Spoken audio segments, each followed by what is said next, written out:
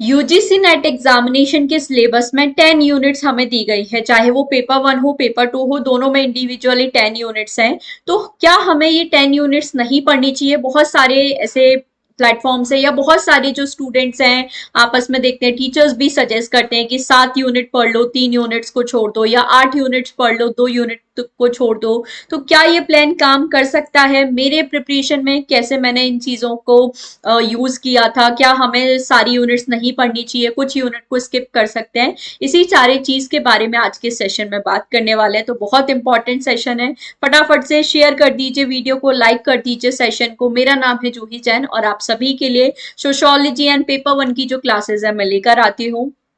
Channel पे first time आए हैं तो सब्सक्राइब जरूर कर लीजिए। UGC net set PhD related, assistant professor related सारी क्लासेस एंड अपडेट्स आपको यहाँ पे मिल जाती है, तो जरूर आप सब्सक्राइब कर सकते हो। हम लोग बात कर लेते हैं, पहले पेपर 1 की बात करें तो 10 यूनिट्स यहाँ पे हमें सिलेबस में दी गई है। अब बहुत सारे जो लोग हैं आपको सजेस्ट करते हैं कि आप 7 यूनिट बहुत अच्छे से पढ़ लो, 3 यूनिट्स को आप छोड़ सकते हो, या आप 8 यूनिट को बहुत अच्छे से पढ़ लो, 2 यूनिट्स को आप छोड़ सकते हो। तो क्या ये चीज सही है? देखो, पहले का अगर हम लोग पेपर पैटर्न देखें, आज से अगर हम लोग 3-4 साल पहले की बात करें या इवन 2-3 साल पहले की भी बात करें, तो ये चीजें काम कर जाती थी कि आप 3 यूनिट्स को छोड़ सकते हो या 2 यूनिट को छोड़ सकते हो, बाकी 7-8 यूनिट पे फोकस कर लो तो आपका काम चल जाएगा। बट अभी करंट सिनेरियो जैसा चल रहा है, जिस तरह से यूजीसी नेट एग्जामिनेशन का पैटर्न चल रहा है, ये चीज आपके लिए काम नहीं करेगी। तो क्या हमें सारी 10 यूनिट सारा सिलेबस पढ़ना पड़ेगा? ये भी मैं आपको नहीं कह रही हूँ।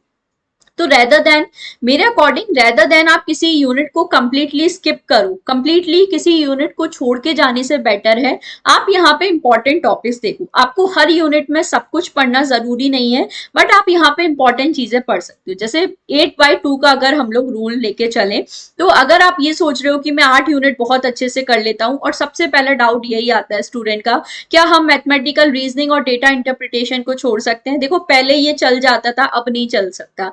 कट ऑफ बहुत जा रहा है। सोशियोलॉजी सब्जेक्ट में बात करें 220 प्लस आपका कट ऑफ जा रहा है, तो काम यहाँ पे नहीं चल सकता। पॉलिटिकल साइंस जैसे सब्जेक्ट है, साइकोलॉजी जैसे सब्जेक्ट है, सबसे हाईएस्ट कट ऑफ साइकोलॉजी का गया था जून एग्जामिनेशन में 248 मार्क्स। तो आप समझ सकते हो कि किसी भी यूनिट को कंप्लीटली स्किप करके तो ये चल नहीं सकता। और सबसे मेन चीज है यहाँ पर कि ये जो यूनिट है, जैसे डेटा इंटरप्रिटेशन है, मैथमेटिकल रीजनिंग है, डिफिकल्ट हमें लग सकती है, बट इनका जो सिलेबस है वो बहुत कम है। बाकी जो हमारी थियोरिटिकल यूनिट्स है, जैसे कम्युनिकेशन है, हायर एजुकेशन है, एनवायरमेंट यूनिट है, इनका सिलेबस भी वास्ट है, प्लस यहाँ पे रैंडम फैक्ट्स बहुत ज्यादा पूछे जाते हैं। तो अगर आप 2 यूनिट को कंप्लीटली छोड़ देते हो, तो आपने सपोज 2 यूनिट तो खुद से ही छोड़ दी, अब अगर बाकी जो 8 यूनिट आपने प्रिपेयर किए उसमें भी इतने ज्यादा रैंडम क्वेश्चन आ गए कि आप आंसर नहीं कर पाए, तो फिर आप दोनों तरीके से मारे जाओगे। सो इससे बेटर है किसी भी यूनिट को कंप्लीटली स्किप करने से बेटर है हम लोग यहाँ पे क्या कर सकते हैं, इंपॉर्टेंट टॉपिक्स फिल्टर कर सकते हैं, उसके अकॉर्डिंग प्रिपरेशन कर सकते हैं। दूसरा, अगर मैं बात करूं सोशियोलॉजी सब्जेक्ट की, तो समाजशास्त्र सोशियोलॉजी सब्जेक्ट में भी 10 यूनिट्स हमें दी गई हैं। अब इन 10 यूनिट्स में से कौन सी यूनिट इंपॉर्टेंट है, कौन सी हमारे लिए कम इंपॉर्टेंट है, या किनका वेटेज कम है, ऐसा तो कोई फिक्स रूल है नहीं कि सारी यूनिट्स में से सिर्फ 10 ही क्वेश्चन पूछे जाएंगे। नंबर ऑफ क्वेश्चन हमारे जरूर चेंज होते रहते हैं। तो यहाँ पे देखो, अगर मैं सोशियोलॉजी का आपको रिसेंट ट्रेंड बताऊं, 21 से 2025, 5 साल का अगर हम लोग यहाँ पे बात करें, तो इस तरीके से ट्रेंड रहा है। मैं आपको हमेशा बताती हूँ, जो स्टार्टिंग की 3 यूनिट्स हैं, सबसे ज्यादा वेटेज इनका ही रहता है, अराउंड 40 to 45 मार्क्स है, 40 to 50 मार्क्स है जो इन तीनों यूनिट में से आपको यहाँ पे बन जाते हैं। तो इन 3 यूनिट को टारगेट आपको सबसे पहले करना है, ठीक है? तो ये चीज आपको फोकस करनी है। अब देखो, बाकी की जो यूनिट है, जैसे अगर आप यूनिट 10 का वेटेज देखो, तो यूनिट 10 का जो वेटेज है, अगर आप देखो लगातार 5, 5, 2, 6, 2, 1, 1, 3, 5, मतलब इतने लेस देन 5 क्वेश्चन है जो यूनिट 10 में से पूछे जाते हैं। तो इसको अगर आप कम टाइम देते हो तो चल जाता है यहाँ पर, बट जो unit first, second and third है, इसको तो कभी भी स्किप नहीं करना है। इसके अलावा देखो, जैसे यूनिट 7 है, तो यूनिट 7 का भी वेटेज इसी तरह से है। यूनिट 7 भी अभी रिसेंटली अगर हम लोग देखें तो 4 to 5 क्वेश्चन की रेंज में यहाँ से क्वेश्चन बनते हैं। तो ये चीजें आप देखनी है। अब क्वेश्चन कम बनते हैं इसका मतलब ये भी नहीं है कि कंप्लीटली छोड़ दे, बट यहाँ पर आपको पूरी चीजें पढ़ने की जरूरत नहीं है। जैसे मैं यूनिट 10 की बात करूं तो यूनिट 10 में मेरे अकॉर्डिंग मुश्किल से ऐसे 4-5 टॉपिक हैं जो आपको पढ़ने की जरूरत है। बाकी यहाँ पे बहुत रैंडम फैक्ट्स दिए हैं, जैसे आर्ट एंड कल्चर, स्पोर्ट्स वगैरह रिलेटेड चीजें हैं। तो इतना सारे फैक्ट्स याद करने का कोई पॉइंट नहीं है, क्योंकि उनकी कोई गारंटी नहीं है वो आपको पूछे जाएंगे या नहीं पूछे जाएंगे। तो उससे बेटर है आप जो 4-5 टॉपिक है, जैसे सेमियोटिक्स वगैरह है, न्यू रिलीजियस मूवमेंट है, कम्युनलिज्म, सेक्युलरिज्म वगैरह है, ये अगर 3-4 टॉपिक भी पढ़ जाते हो ना यूनिट 10 में, आपका काम हो जाएगा।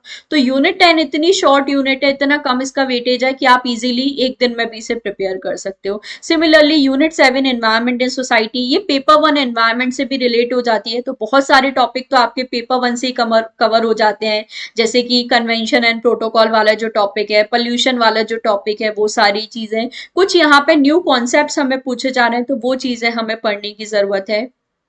तो इस तरीके से आपको ध्यान रखना है। यूनिट 5 भी देखो बहुत फैक्चुअल यूनिट है, बहुत सारी फैक्चुअल चीजें हैं, जैसे पब्लिक पॉलिसी, इंटरनेशनल ऑर्गेनाइजेशन, इतना ज्यादा वेटेज इनका नहीं रहता है। बट यूनिट 5 का एक टॉपिक है जो अभी सबसे ज्यादा आपसे पूछा जा रहा है, वो है सोशल मूवमेंट, सामाजिक आंदोलन वाला टॉपिक। तो आपको ये जो टॉपिक है यूनिट 5 का, इसको सबसे ज्यादा फोकस करना है। जैसे अगर मैं दिसंबर एग्जामिनेशन में बात करूं तो सोशल मूवमेंट टॉपिक से, एक ही सिंगल टॉपिक से आपको यहाँ पे अराउंड 7 to 8 क्वेश्चन पूछे गए थे। तो रेदर देन पूरी यूनिट को पढ़ें या पूरी यूनिट को कंप्लीटली स्किप करें, जो मेन टॉपिक है उसको आप फोकस कर सकते हो। जैसे सोशल मूवमेंट सबसे ज्यादा पूछा जा रहा है, तो इसको आप बहुत अच्छे से यहाँ पे टारगेट कर सकते हो। तो इसी तरह से आपको तैयारी करनी है। सिमिलरली यूनिट 8 में देखें तो यहाँ पे जो फेमिनिज्म वाला टॉपिक है वो सबसे ज्यादा इंपॉर्टेंट है, जहां से मेजरली क्वेश्चन पूछे जाते हैं। यूनिट 4 में ट्राइब से रिलेटेड जो कॉन्सेप्ट है वो आपको अच्छे से पढ़ने हैं, ये आपको मेजरली पूछे जाते हैं। सो आई होप ये सेशन का पॉइंट आपको समझ में आया है कि किसी भी, जब हम लोग कंप्लीटली 10 यूनिट्स की बात करते हैं, या मैं आपको ये बिल्कुल नहीं सजेस्ट करूंगी कि आपको सारी 10 यूनिट्स पढ़नी है, ये मैं आपको बिल्कुल नहीं सजेस्ट करूंगी कि सारी यूनिट्स पढ़ो और एकदम डिटेल में पढ़ो, ऐसा भी जरूरी नहीं है। ये जो 8 to रूल यहाँ पर बोला जाता है वो इसलिए बोला जाता है कि 8 यूनिट्स या 7 यूनिट्स को आप बहुत अच्छे से करो, बाकी की जो 3 या 2 यूनिट है इनको कंप्लीटली स्किप नहीं करना है, बट यहाँ से आप इंपॉर्टेंट टॉपिक्स फिल्टर कर सकते हो। तो ये अप्रोच अगर फॉलो कर रहे हो तो सही है, बट अगर किसी भी यूनिट को कंप्लीटली स्किप करने के बारे में सोच रहे हो वो गलत है, क्योंकि आपको नहीं पता कब किस यूनिट से ज्यादा क्वेश्चन हमें पूछ लिया जाए। तो ये चीज आपको जरूर ध्यान रखनी है। आई होप आज का सेशन फ्रूटफुल रहा हो। इसी तरह की इंपॉर्टेंट सेशंस के लिए चैनल को जरूर से सब्सक्राइब कर लीजिए, और कोई भी आपका डाउट है तो कॉमेंट सेक्शन में आप जरूर बता सकते हैं। Don't forget to like and share the video. Thank you so much for watching.